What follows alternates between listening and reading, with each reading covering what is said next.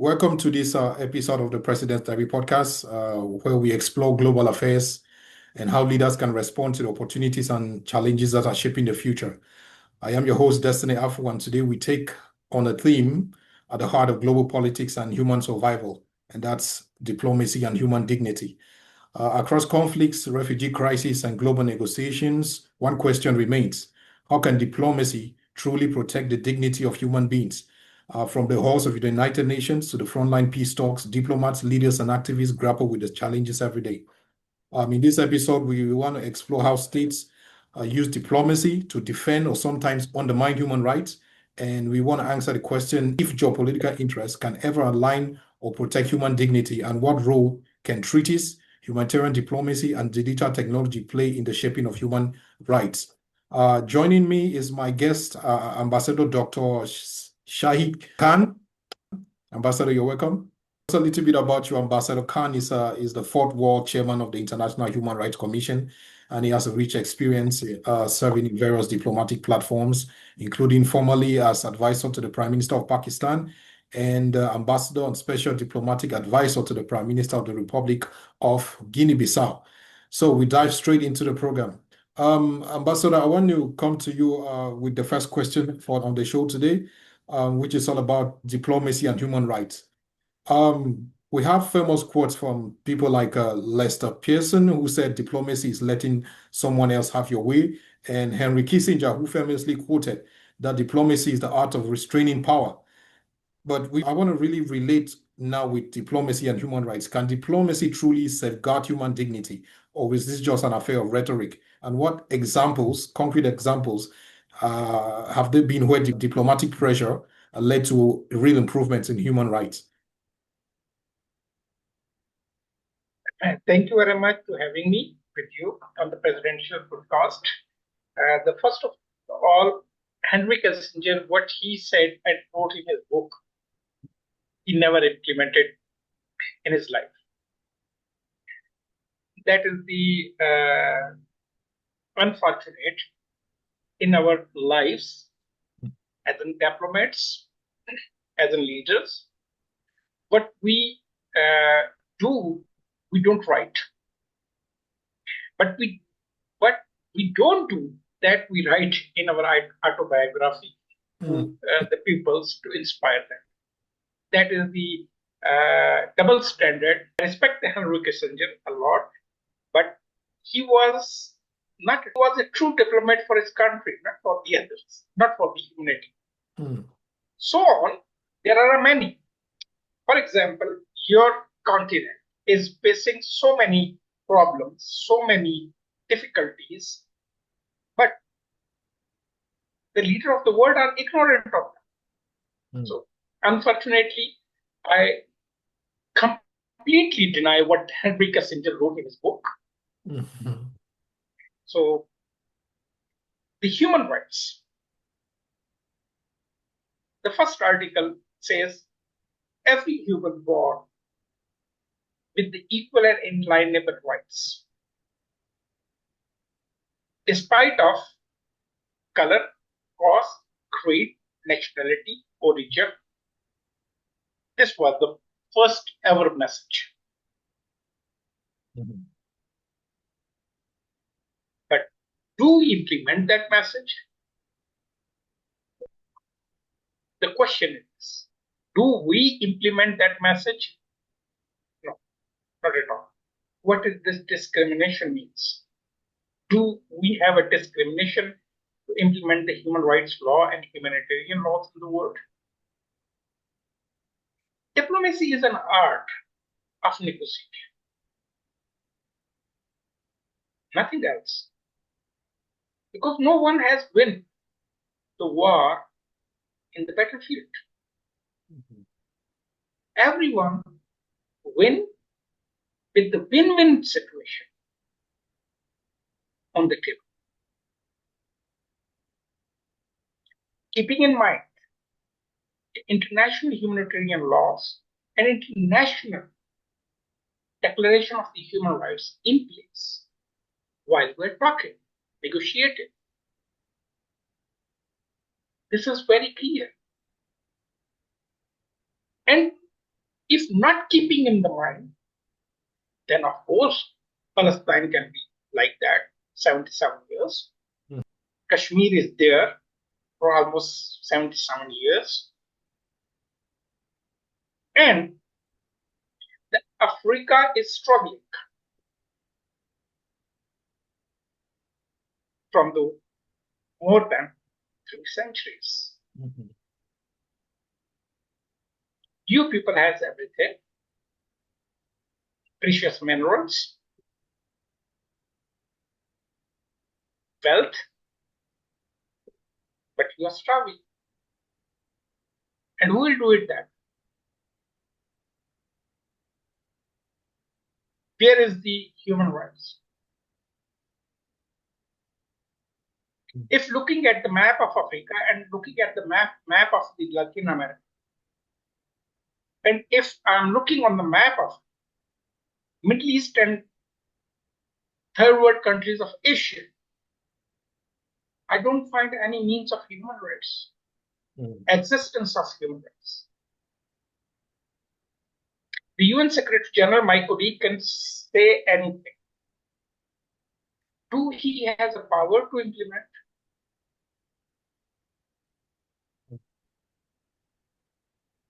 My fellow colleague from the African Union can say anything. Do they have power to implement that? My fellow colleague from the European Union Commission can say anything. Do they have a power to implement? The Caribbean States Organization chief can say anything. Do they have a power to do anything? If not, so where the diplomacy and human rights works? Nowhere.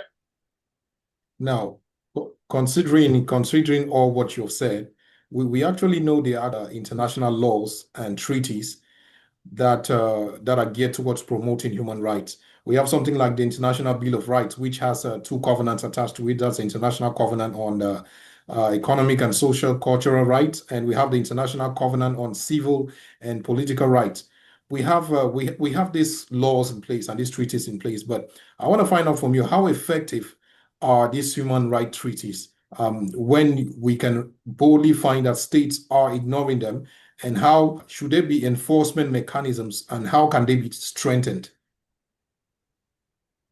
Basically, the problem is not with the law. The problem is not the will of the people. The problem is when you are not going to implement and respect it. It's very simple. Okay, international human rights, humanitarian law is there. International human rights, World Declaration of Human Rights is there. Convent of Civil and Political Rights are there. Convent on freedom of speech is there. But who will implement?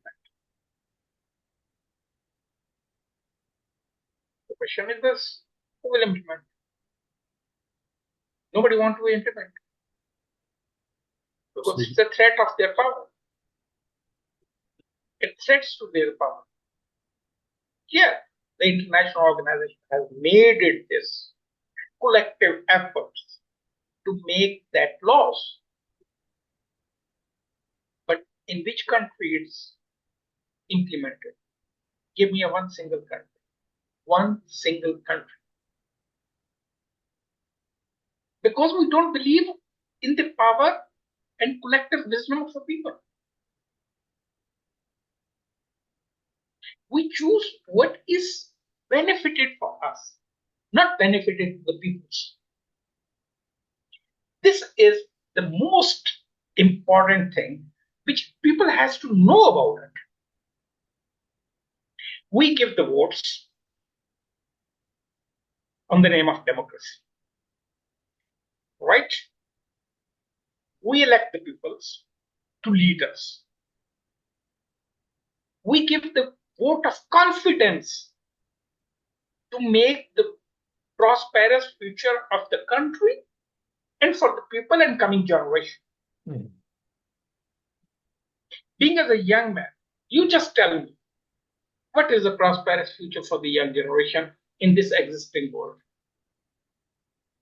For that reason, we choose that leaders our so-called leaders. We give the vote of confidence to them to lead us and to give us guidance, to put our countries on the way of prosperity and development. You talked about the apathy in implementation in human rights laws and treaties. Now, I want to find out from you, what can states do, what can international bodies do to make sure that these treaties and these conventions are implemented effectively in their countries? What can states do? What can civil society organizations do? The civil society organization will put the burden on the civil society organization, non-governmental. They're just advocate. That's it. They have no active role to implement such instruments. Mm.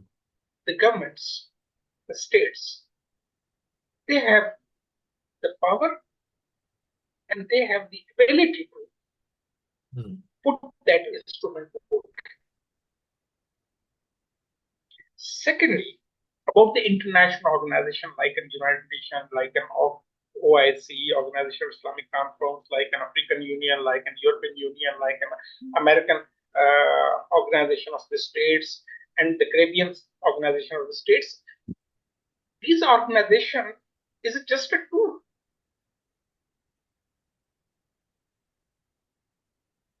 International law passed by 196 countries is there. If I may permit to ask one question to everyone, where is international humanitarian law is existing while the question of Palestinians are coming in front of us?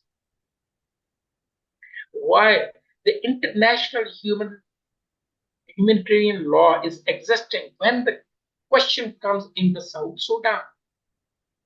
Why the question of humanitarian law is not existing when the question comes between the Congo and Burundi? Where is the international humanitarian law when we are talking to implement the infrastructure of democracy and everything into the other countries? Let's look at geopolitics versus human dignity, human rights. We are actually living through a war in the Middle East, I should say the Gaza war, which has led to about 61,000 people plus dead, with over 155,000 injured. Now, how do you think geopolitical interests overshadow human rights concerns in international negotiations? And is it possible to strike a balance between state sovereignty and universal dignity in human rights? Is there a possibility to strike that balance?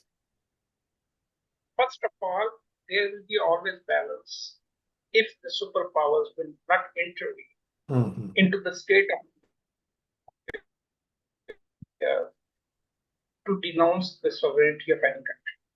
First, United States of America is the one country into the mandate of the United Nations. So on, Seychelles is the same country with same rights into the United Nations. It's nothing to do with that how much country has the population and biggest power and money and wealth. They are the member states, United Nations.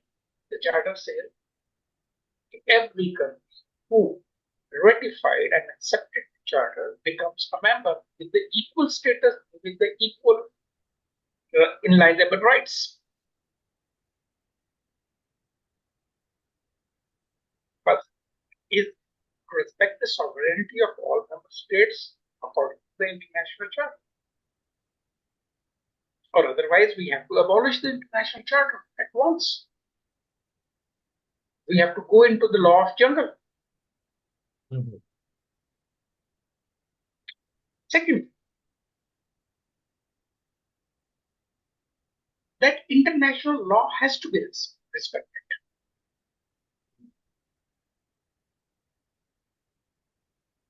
We made the international law, we people. We people and we countries. So why it's not implemented in the Russia and United States, Germany, France, Spain, Italy, right, China? Why it is just for, let's say, Pakistan, Nepal, for Guinea-Bissau, for Senegal, for Peru, for Dominican Republic? Why it is for them, not for them, who are also the equal member? Mhm. All treaties and all laws works on that time when all countries respect that laws and treaties. Unfortunately, we put the superpowers. I'm not calling the superpower; they are the stupid powers. Those who put that law into this web and expect others to follow. Mhm. And this is what is the discrimination starts. This is discrimination, actual discrimination. When you violate and threaten the sovereignty of the other nation, Mhm. then there is no international law works. So on the Gaza, no international humanitarian law or human rights law is working. 177 countries are on one side, and the few countries are on the one side. So 177 countries are just like in goats. And the rest are the loyalists. Doing this way, we can move forward the way of prosperity for our world and for our coming generation? Not at all. Mhm. You know, the people says, be optimistic. But I say, yeah, optimistic is a good thing, but be a pessimistic as well. Sometimes pessimistic way give you the light to be an optimistic. Mhm. The problem is always with bargains. The problem is always bargaining for their own interest. Do we need superpower in this world at this moment? 9 nuclear states. One state will start war. Whole world will be finished. I want, being the head of the International Human Rights Mission, I want United Nations and its system should work effectively, properly as per the mandate and charter. United Nations Secretary General has to be have the power to end the conflict and to be a mediator. It shouldn't be France, it shouldn't be United States of America or Great Britain or Germany or China or Russia. It should be the UN Secretary General. Mhm. Otherwise, UN Secretary General look like a puppet. He can't do anything.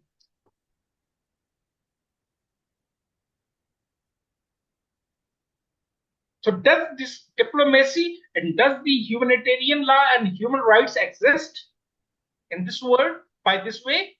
Not at all. Mr. Ambassador, you are the head of the International Human Rights Commission, and you've been a diplomat for quite a long time, and you have colleagues who are diplomats. So I want to put this like a personal question to you. What role can diplomats, what role are you playing? What role can diplomats play in ensuring the protections of civilians in war zones? We have situations in Gaza, Ukraine, we have the DR Congo, and we have other situations in the world. And are there real examples where humanitarian diplomacy really saved lives?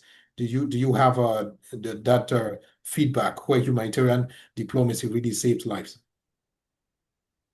Well, the International Human Rights Commission and I myself is Mm. working on a many issues. It's not just for one country or for one country.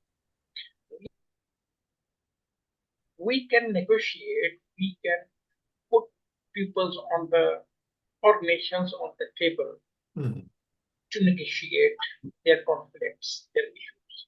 But we don't have a power to dictate them. Mhm. We have to find out the way, in a middle way, that how to tackle the issues which is affecting the people's life, which is affecting the development of the countries, which is affecting the lifestyle of the peoples, which is affecting the peace in the world. Yeah, we do continue our efforts, but that efforts are goes into the veins when the conflict of interest arise. We have a limitation to talk. We have a limitation to negotiate. So in that limitation, how we work? You have actually mentioned the failure of states to uphold human rights and the failure of international bodies like the United Nations to uphold human rights. But I want us to look into regional bodies now. Maybe I come from the Central African region where we have SAMAC, and I believe there are other regional bodies. Now, how can regional bodies enforce human rights law when global institutions are failing? And let's look at the future of human rights and diplomacy. Do we see a world in the future where human dignity becomes something core in diplomatic principles in the 21st century? And what roles can, I want to focus on non-state actors because we know state actors function mainly on their interests. What roles can youths, especially, can non-state actors, civil society organizations, businesses play in shaping human dignity and diplomacy? Basically, the regional organization can play a very good role in advocacy and awareness. Mm, This is the most important role they have to play, the advocacy and awareness. mhm, Because, on the grassroots level, there is no access in many countries. So that regional organization, with the help of the civil society, non-state actors, business community, can play that vital role. And I really adore that the non-state actors are much more effective than the intergovernmental organizations. mhm, Uh, whether it's a regional organization, whether it is an intergovernmental international organization, they are playing a very vital role for the women empowerment, for the youth development, for the child education. mhm. They are doing it, and I appreciate their role because without them, this world will become a dark place. They are playing a very active role, and I appreciate from the small organization to large organization. Mhm. But of course, there is lack of coordination, and that is a very vital in everywhere, in every part. But whatever they are doing, Mhm. the efforts of the non-state actors are highly commended to give the awareness to the people. Today, whatever the awareness we had in our communities, it's just because of the non-state actors. It's not because of the intergovernmental organization who legislate the international law, not because of the regional organization who are running the regions. No, not at all. It's the non-state actors. Today we are talking with each other. Mhm. Being as a young man, you are asking me this question. It's because of the non-state actors' awareness. Of course, the digital media has also played a very vital role. And look at yourself. Today, you are having, I think you are sitting 8,000 miles away from me, and I am 8,000 miles away, and we are talking and we are discussing all the issues. So it's a difference. Technology has played a very vital role. And the civil society and non-state actors are playing their vital role as well. We have to make it more strengthened and coordinated efforts of the non-state actors, which can build the pressure and momentum on the governments and the leadership to act in favor of their peoples.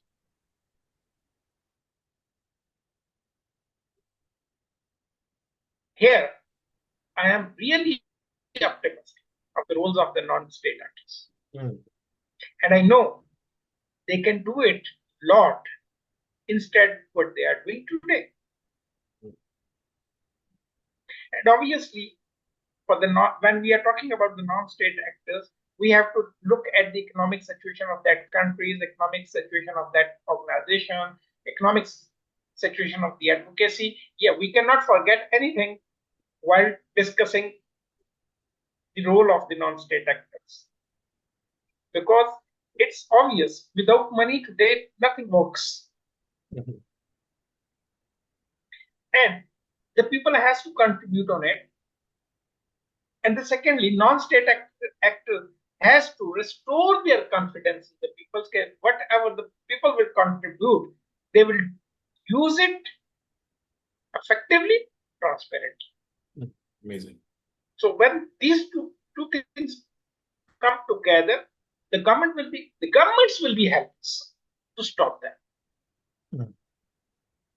Amazing. And that when the governments will be helpless to stop them, that will be a day of liberation from oppression, from discrimination, inequality, and that will be the day that the instrument of international human rights law will be enforced.